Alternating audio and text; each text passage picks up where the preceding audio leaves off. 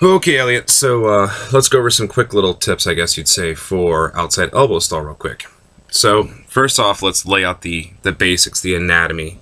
An outside elbow stall, if you pull your sleeves up, this will help dramatically, especially if you're wearing any long sleeve shirt. It'll be kind of a pain at first, but you'll get pretty used to it, just coats suck and stuff like that.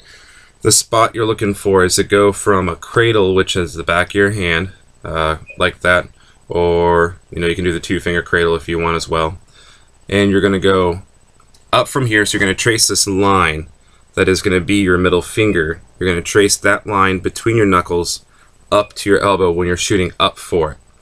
Now the stall itself, there's a couple of things to think about. One, you have to find this really unique spot that's right inside here of your elbow, and it's kind of a pain to find just because some people have a really defined muscular area where when I raise my hand up you can see it, when I put my hand down you can see it. It's the same on both arms.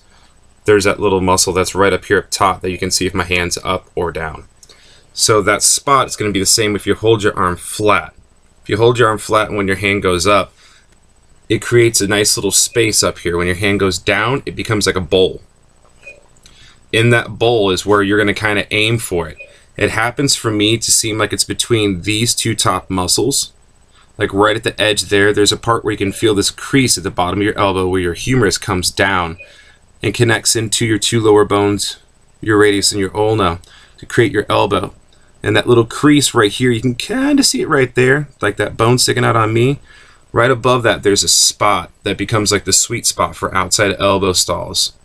And you can always play with it like I mentioned before, where you just take it and set it up there. I'll point out also it helps to kind of just relax your arm and have that limp hand going on. And I will say if you rotate your hand out a little bit. And why that is for whatever reason for me, if my hand's straight and I turn it in towards my body, ball rolls off. If I turn it over too much, it rolls off. But if my hand's relaxed and I kind of do this weird little pinky up thing, it seems like that gives it like the right spot for it to sit.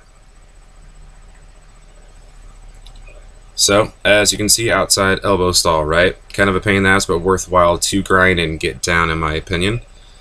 So, let's think about that a little bit more again. So, again, your arm's straight. It needs to be in line with your chest, so my arm's not out. It's not too far in towards me. It's about the perfect distance out away from here. So, as you can see from the other side, it's about here. So, if I took the ball and put it from here to my chest, I could hold it with my thumb. For me, that seems about the perfect distance away from my chest for me. If it's too far out here, it builds up a lot of bad habits, but they're not terrible habits. Just when you're doing like chest rolls, it's great, but if you go from a chest roll into an elbow stall, you'll have to find this kind of pinch spot where you have to bring your arm in, which puts too much propulsion on the ball to move one way or another.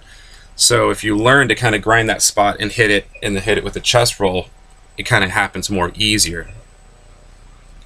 So let's see, I went over that, blah, blah, blah, blah, blah. Yeah, I think that's about it, man. Honestly, it's just find that spot, find that nice little divot in there that's like a bowl, find that point, sit the ball on it, and get really used to having that ball there all the time. And I shit you not when I say get a cup of coffee, tea, water, whatever, and do that while you're doing this. It makes a huge difference. And then start using, and we'll get working with the process of moving in a circle. So while it's there, get used to kind of walking around your room, around your house, and get familiar with it is to keep that balance of that ball in that one spot at all times. And it's kind of a pain, but trust me, you'll love it in the long term. And